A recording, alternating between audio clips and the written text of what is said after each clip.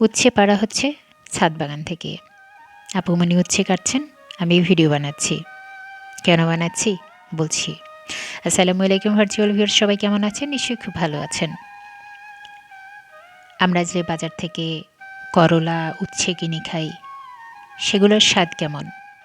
আর আপনি একটা গাছ লাগান, সেখানে ফসল ফলান, সেখান থেকে সেই সবজিটা আহরণ করুন, রান্না করুন, তারপর খাবেন।